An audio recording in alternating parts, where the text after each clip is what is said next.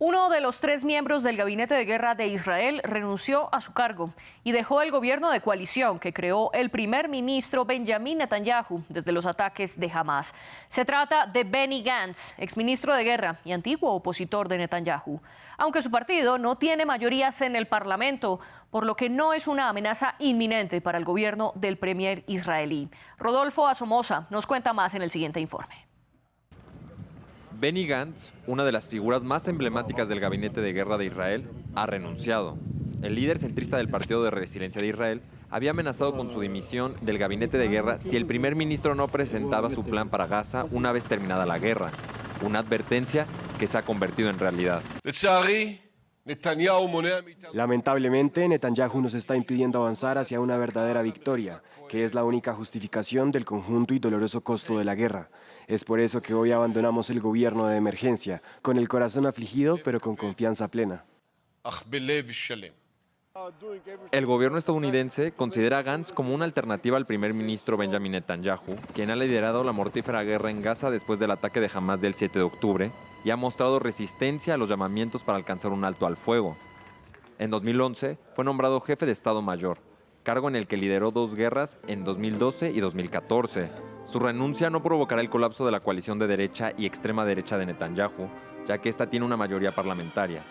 Lo que podrá fortalecer son las protestas en Israel que exigen elecciones anticipadas, pero también podría unir más a Netanyahu con sus aliados de extrema derecha que se oponen a un alto al fuego, creando el temor de que esto pueda traer nuevas escaladas en el conflicto. Con todo esto sobre la mesa, ¿hasta qué punto aguantará la presión interna Benjamin Netanyahu? ¿O la salida de Gantz, por el contrario, lo fortalece frente a sus aliados de ultraderecha y ortodoxos? Ese es el debate de hoy. Nuestros 2 invitados están en Tel Aviv, en Israel. El primero de ellos es Gabriel Colodro, presidente de la Comunidad Chilena de Israel y jefe del área hispanoparlante del partido Yesh Atid. También nos acompaña Mario Schneider, profesor emérito de Ciencia Política de la Universidad Hebrea de Jerusalén. Gracias a los 2 por estar aquí con nosotros y gracias también a nuestra audiencia. Les recuerdo que estamos en las redes sociales como @France24-ES y mi Twitter es @mariaclaguirre. También nos pueden escuchar a través de Apple Podcasts, Spotify, Deezer y TuneIn. Gabriel Colodro, bienvenido al debate de France 24. Comencemos con un panorama más general. ¿Qué significa la salida de Gantz para el gobierno de Netanyahu? Primero que todo, muchas gracias por la invitación, María Clara. Siempre un placer conversar contigo y ser parte del programa. Lo que significa, bueno, la verdad es que todo es muy abierto, la realidad israelí es muy dinámica y era algo que, si bien es fuerte, había sido anunciado por Benny Gantz 2 semanas antes y esperábamos esta respuesta al no haber un avance en los procesos de resolución que son necesarios tomar por parte del gobierno a estas alturas de la guerra. No ha habido un avance significativo en cuanto a las decisiones del gobierno para la posguerra, digamos, en el día después de, ¿cierto? Y eso ha gatillado una crisis, sí, interna, tanto a nivel de gobierno como a nivel de relación gobierno-oposición, como relación de gobierno también con el ejército, que también exigió públicamente el comandante en jefe del ejército un plan para el día después, el cual hoy día no es claro.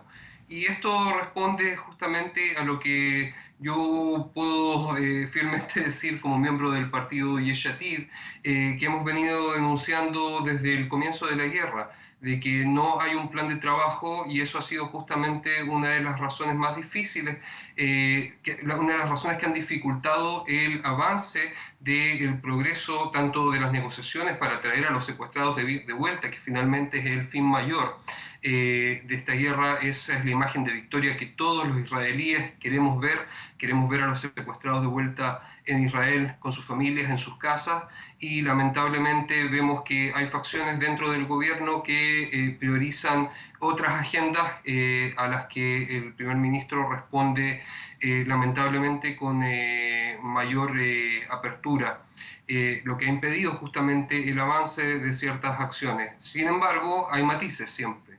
Y en ese sentido, el plan que presentó el presidente Biden hace unas semanas atrás es un plan que aquí, incluso dentro de Israel y dentro de los procesos de manifestaciones y de las manifestaciones organizadas por las familias de los secuestrados mismos, lo denominan el plan Netanyahu.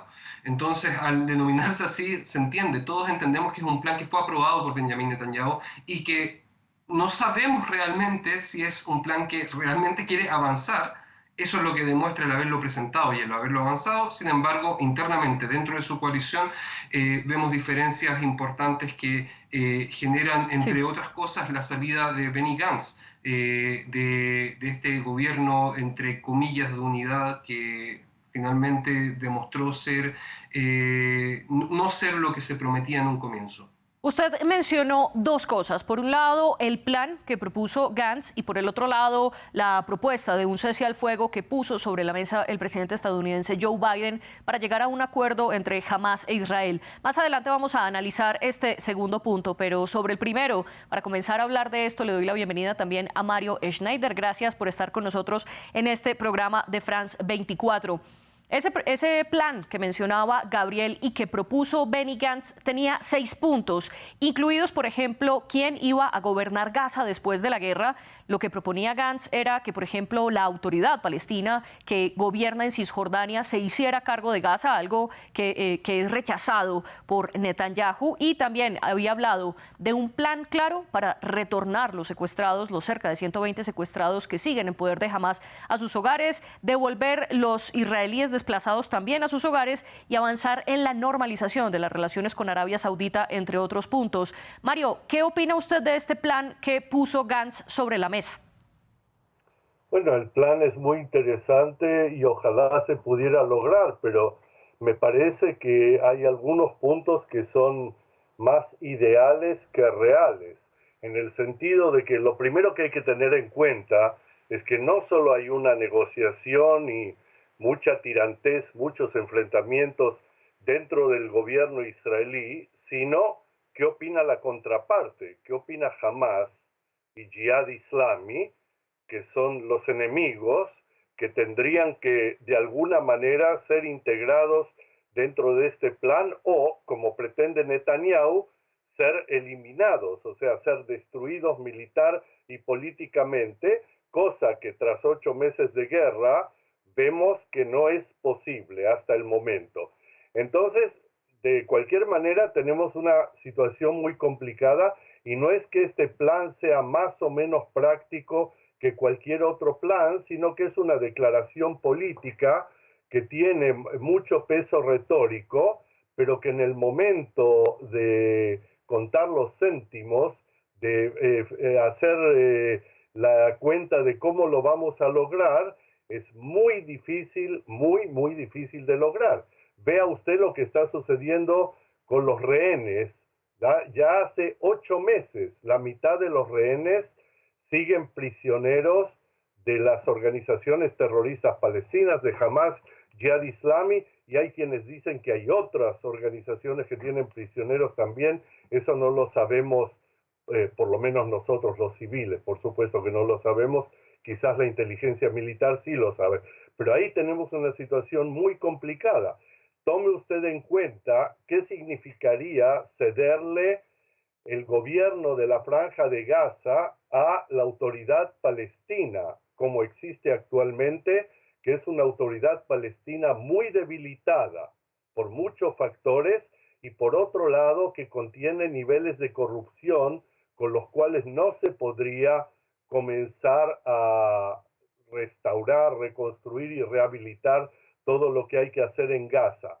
Entonces, tenemos, digo yo, una situación mucho más compleja y creo que lo que habría que reducir, o a lo que habría que reducir todo esto, es a la pregunta real de por qué Gantz se ha retirado del gobierno en este momento y no mucho antes, o no se ha quedado en el gobierno para seguir influyendo y ser un contrapunto fuerte contra las presiones del nacionalismo religioso, a veces mesiánico, que forma parte del gobierno y que parece tener prisionero a Netanyahu, o sea, no lo deja derivar en dirección a las propuestas internacionales y a las propuestas del presidente de Estados Unidos y a nada que tenga que ver con la autoridad palestina, con la posibilidad de un futuro Estado palestino o con todo lo que más o menos contenga la palabra palestino.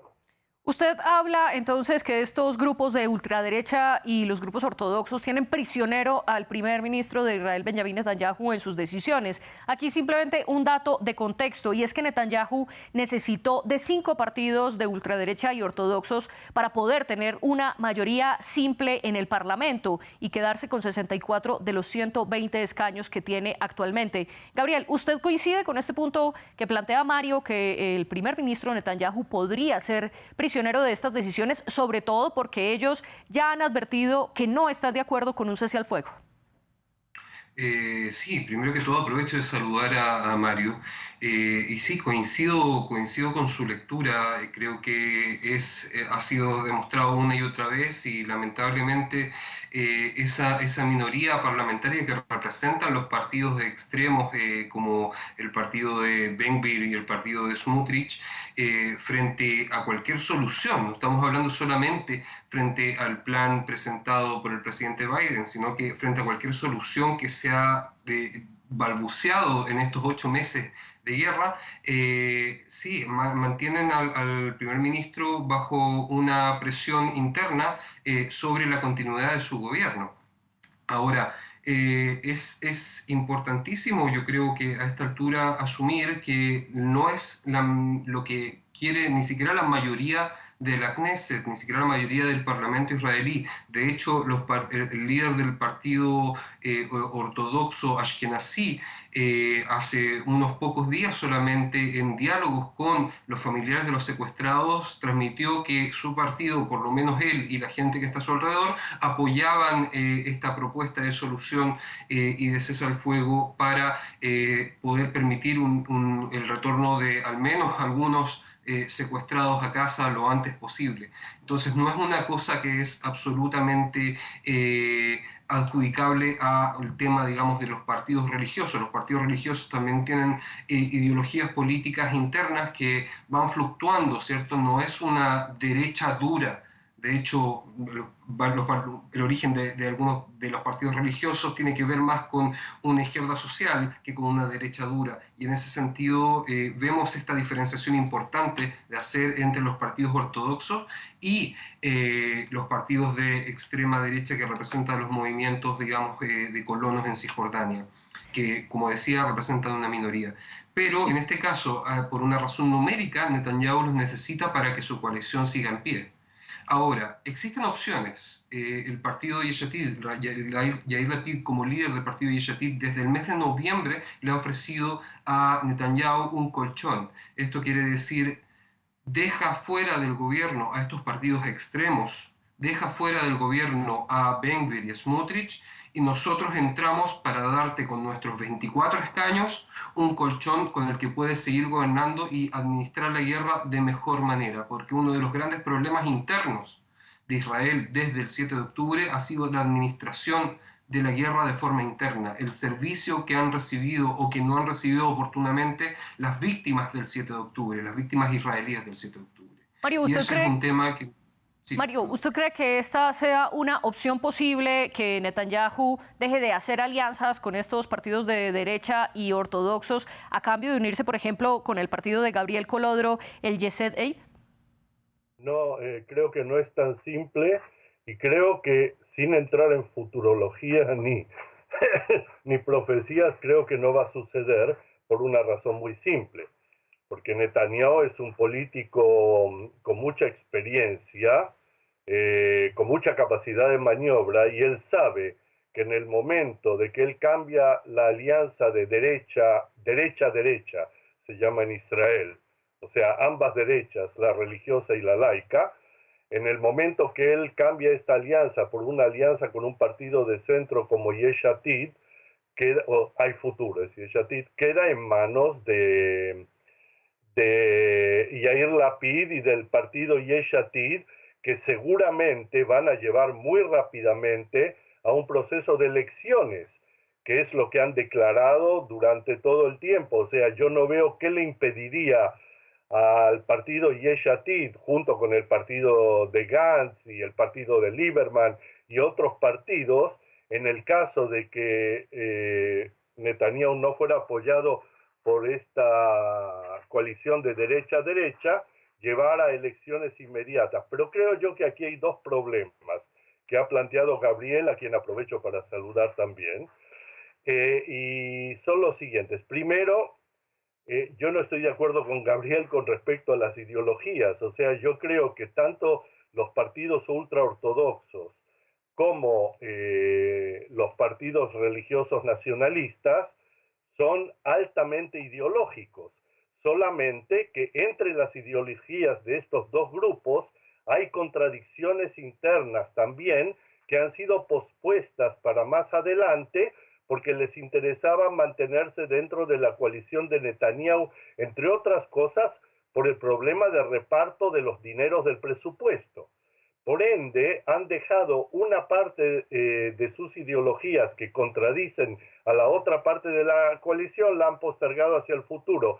Pero como en este país es imposible postergar demasiado hacia el futuro, uno de los problemas donde hay contradicción, que es el problema de enrolamiento de los jóvenes ultraortodoxos al ejército de Israel, que hoy día está falto de número de enrolados, o sea, necesita más soldados. Esto se ha visto en esta situación de guerra continua en más de un frente. Entonces, hay una contradicción. Los partidos religiosos nacionalistas mesiánicos están a favor del servicio militar general, menos de un muy pequeño grupo de estudiantes de yeshivot, de colegios rabínicos, estudiantes de Torah y Talmud, que sigan estudiando, pero quieren que haya reclutamiento universal en Israel porque su base ideológica es nacionalista patriótica, mientras que los partidos ultraortodoxos no quieren que se cambie la ley de enrolamiento que hasta ahora ha permitido eximir a la mayoría de los jóvenes ultraortodoxos del servicio militar en Israel. Esto es para dar solo un ejemplo, pero quiero decir algo más importante.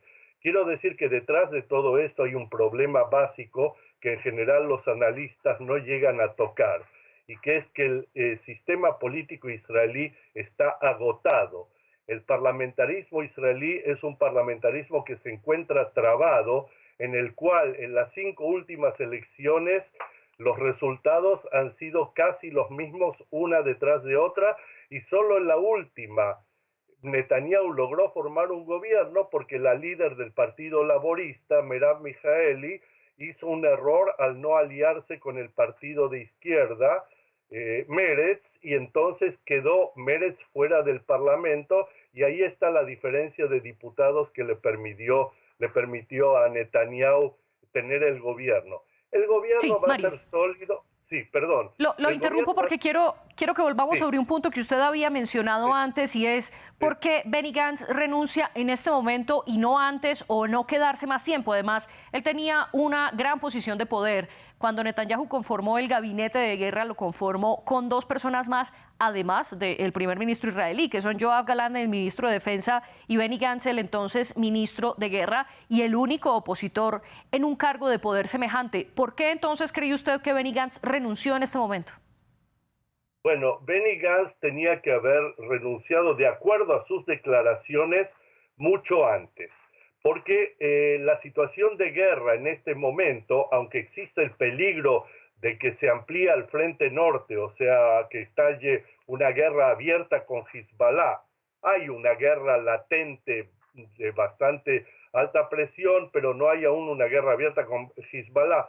Entonces, aunque existe este peligro, en general la guerra en Gaza se ha empantanado de alguna u otra manera, y de hecho Israel ha retirado una gran parte de sus tropas de Gaza, y por ende la situación de guerra no hace necesario un gobierno de emergencia nacional tal como el que había integrado Gantz, junto con Yoav Gallant, el ministro de Defensa, que pertenece al partido Likud, y Netanyahu en este triunvirato que dirigía la guerra.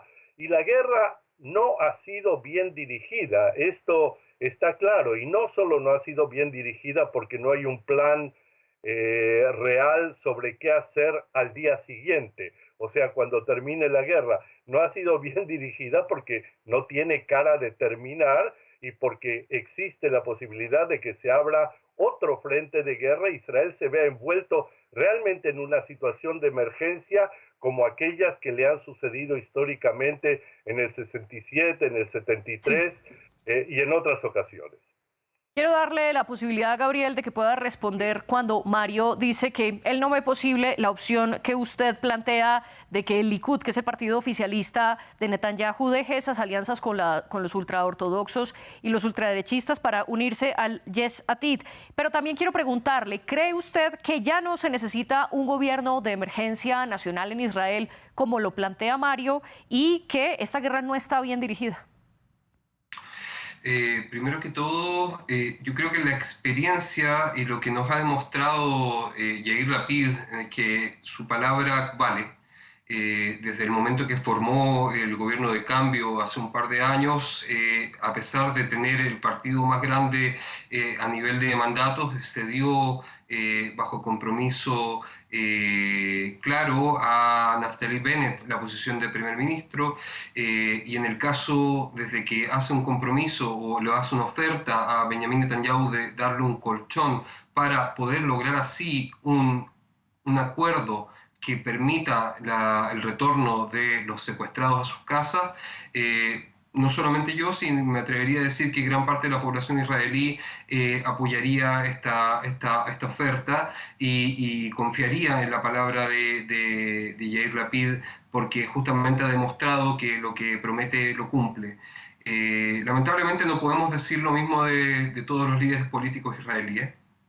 Y en ese sentido estoy de acuerdo también con Mario de que el gobierno no ha estado a la altura de llevar esta guerra por un buen camino, no ha estado a la altura no solamente en un plano internacional respecto a todas las críticas externas que se le hace al Estado de Israel, sino que en el plano interno, que como decía muy bien Mario, llevamos una guerra muy difícil en el norte. El norte ha sido atacado desde el día 8 de octubre diariamente y sin parar.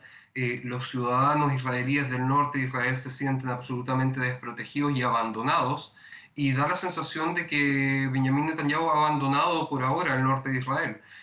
Lo que para nosotros como parte de los movimientos políticos internos en Israel es una alerta roja, es una señal muy grave y es algo que debe ser corregido ahora, no mañana, sino que ahora.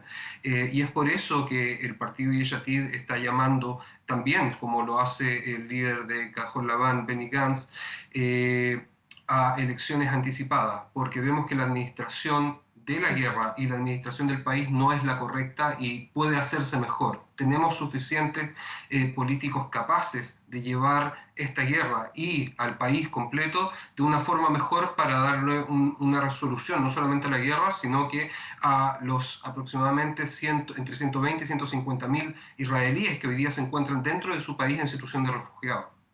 Sin embargo, el partido de Gantz, Unidad Nacional, es minoritario en el Parlamento. ¿Qué tanto puede prosperar entonces esta propuesta que hicieron para hacer unas elecciones anticipadas y disolver el Parlamento, Gabriel?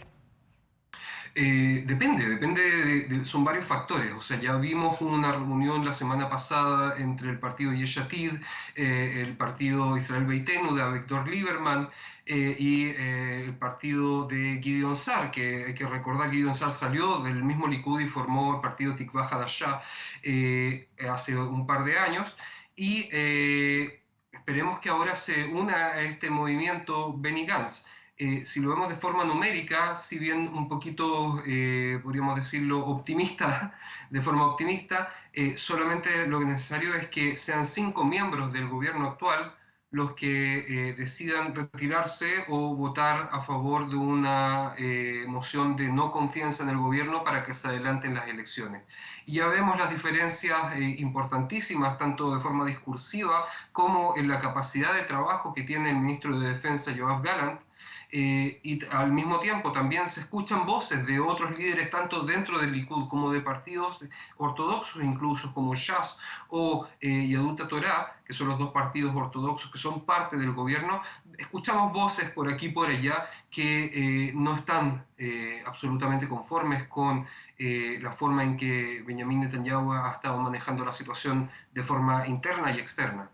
Pero precisamente ante ese descontento de cómo el primer ministro está manejando la guerra, Mario, quiero preguntarle qué tanto la decisión de Gantz puede favorecer o no a tomar una decisión distinta a Netanyahu. Y lo pregunto sobre todo porque el ministro de Seguridad Nacional, Itamar Ben-Gvir, ha solicitado entrar a ese gabinete de guerra que dejó Gantz y que es uno de los que más se opone a que haya un alto al fuego y que haya un intercambio de rehenes que incluya a palestinos detenidos en Israel. Por ese motivo y por la presión internacional y por el mal nombre que tiene Ben-Gvir y por su pasado político catastrofal, diría yo, no me parece que Netanyahu se arriesgaría a integrarlo al gabinete de guerra. Aparte que es una persona que no tiene absolutamente ningún tipo de preparación militar, por ejemplo, comparado con Gantz, que fue jefe de Estado Mayor, o Eisenkot, que entró como asesor a ese gobierno, que también fue jefe de Estado Mayor, no tiene absolutamente ninguna preparación para este tipo de gabinete, y creo que aquí la opinión internacional también pesaría y no le permitiría a Netanyahu realizar ese nombramiento. Pero yo quiero aquí señalar, estoy en general, en líneas generales, de acuerdo con todo lo que ha dicho Gabriel, fuera de un punto que en política las promesas, aunque sean de Yair Lapid o de quien sean, son promesas válidas mientras la conveniencia política lo permita. Si la conveniencia, las circunstancias, las presiones o los intereses no lo permiten, se cambia. Y esto se ve claramente también en el caso de Yair Lapid, que propone dos propuestas políticas distintas. Una es ser el colchón de apoyo de Netanyahu frente a estos partidos de extrema derecha para que pueda seguir Netanyahu en el gobierno, y la otra es al mismo tiempo la llamada elecciones lo más inmediato posible. Pero yo quiero lanzar dos nombres más que a mí me parecen fundamentales, porque aquí hace falta no solo el político carismático, líder y populista como Netanyahu, sino hacen falta también los políticos que son capaces de construir coaliciones de gobierno o no. Y hay dos políticos, uno dentro del gobierno actual, que es el no ministro Aryeh Deri, miembro del Parlamento, que no pudo ser nombrado ministro pese a la buena voluntad de Netanyahu y de toda la coalición de gobierno, porque tiene unas penas judiciales pendientes que no lo permiten, de acuerdo a la ley israelí. Y por otro lado, a Víctor Lieberman, el líder del partido de los exinmigrantes de la Unión Soviética, porque ellos dos son los personajes capaces de armar coaliciones de gobierno, de negociar. Gantz no lo era, y creo que Yair Lapid sí tiene una cierta capacidad, pero no tiene la capacidad ni de Lieberman ni de Aryeh Deri. Usted propone, Mario, usted propone entonces dos nombres que podrían sumarse a este gobierno para buscar soluciones. En ese mismo camino, Gabriel, ¿qué puede hacer Netanyahu para salir de esta camisa de 11 varas en la que está? Porque por un lado, la oposición entonces se está retirando de su gobierno, por otro, los ultraderechistas y ortodoxos amenazan con dejar el gobierno si hay un cese al fuego, y por el otro, Netanyahu enfrenta la presión internacional de sí firmar un acuerdo con Hamás. Si la pregunta es qué creo que sería lo correcto que hiciera Netanyahu, lo correcto hacer hoy día, tras 8 meses de guerra y un descontento general de la población israelí frente a cómo se ha administrado la guerra internamente, sería que renunciar y llamar a elecciones. Hay una responsabilidad no solamente por el 7 de octubre mismo, que pasó bajo su mandato, sino que de cómo se ha administrado esto y cómo la sensación popular, ¿cierto?, de las acciones que ha realizado el gobierno, incluso hasta hace pocos días. El mismo día en que lamentábamos la muerte de 4 soldados en la Franja de Gaza, 4 soldados jóvenes que entran al ejército de forma obligatoria, se tramita una ley que le permite a la población ultraortodoxa que estudia Torá, que estudia, que digamos, vive en estudios religiosos y en centros de estudios religiosos, no tener la obligación que tienen los otros jóvenes de sí enlistarse al ejército y arriesgar su vida, lo que también genera una división interna en el país que es importantísima y vale la pena conversar de eso en todo momento, porque estamos en una guerra, porque el ministro de Defensa del mismo partido, Yoav Gallant, del mismo Likud, votó en contra, fue el único del gobierno que votó en contra esta ley. Estamos en una guerra donde se necesitan soldados, y si es que la necesidad es alistar soldados, no puede el gobierno trabajar y legislar en contra de eso. Y eso va generando fricciones que son internas, externas y generales dentro del Estado de Israel completo. La verdad es que lo que yo esperaría es que hayan elecciones pronto. Obviamente Benjamin Netanyahu va a hacer todo lo que esté en su poder para evitarlo. Hoy día tiene 64 escaños que le permiten seguir gobernando, pero como mencionaba anteriormente, no son pocos los que están descontentos, quizás no lo manifiestan de forma explícita, porque evidentemente siguen siendo parte del gobierno, pero en algún momento esperemos que sí lo hagan y sí hay un avance por el bien de la población israelí en su totalidad. Y a la división que usted menciona también se suma que hay muchas críticas hacia el gobierno israelí por no haber devuelto todavía a los cerca de 120 secuestrados que siguen en poder de Hamás. A esto se le une, como ustedes bien lo han mencionado los dos, la aprobación de la ley que obliga a los ortodoxos que se dedican a estudiar la Torá a prestar servicio militar, algo que no existía y no ha existido desde 50 años atrás, pues se espera que ellos se dediquen ese tiempo a estudiar precisamente el libro sagrado del judaísmo. Mario, ¿usted ve viable esa salida que propone Gabriel de que Netanyahu debe renunciar y llamar a elecciones? Sí, yo creo que, y aquí estoy de acuerdo con Gabriel, que tras todo lo que ha sucedido en este país durante especialmente el último gobierno de Netanyahu, pero también trae muchas cargas de gobiernos anteriores, de errores cometidos en gobiernos anteriores, lo lógico sería que el primer ministro y el gobierno que han fracasado en sus tareas renuncien y se vaya a una elección. Pero yo ya había adelantado antes que las elecciones aquí no resuelven el problema, porque este país, no desde el punto de vista político, sino desde el punto de vista de las fracturas sociales, económicas, religiosas y todo lo demás, está dividido en este momento en dos campos.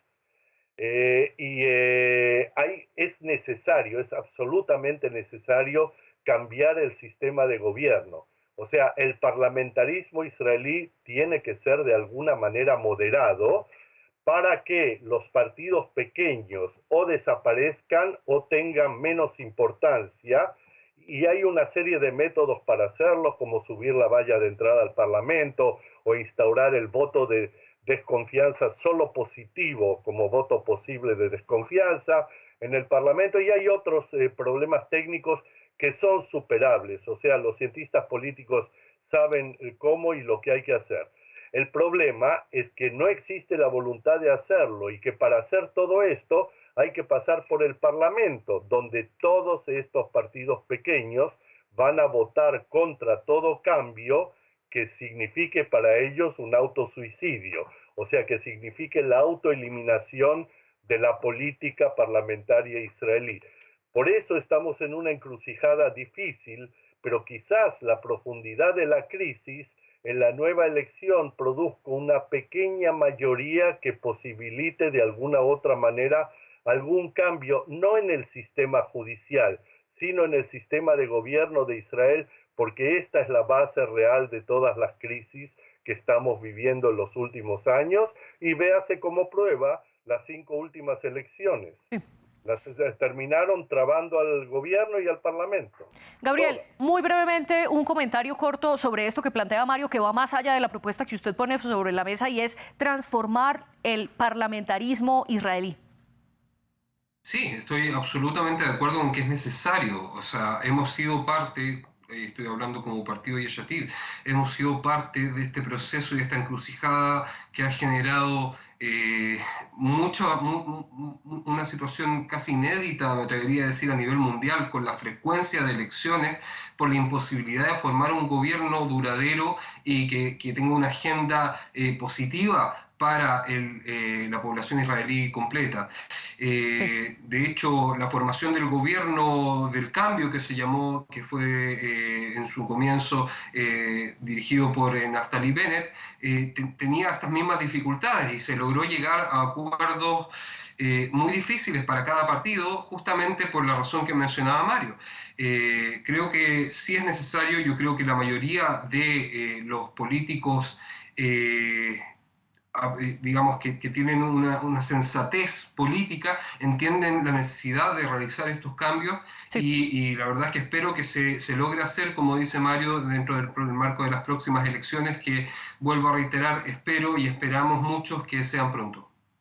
Gracias, Gabriel Colodro y Mario Schneider, por poner diferentes soluciones aquí sobre la mesa del debate de France 24. La producción de este programa estuvo a cargo de Luis Montes y la de los invitados la tuvo Tania Herrera. Ustedes sigan conectados a nuestra señal y a nuestros podcasts.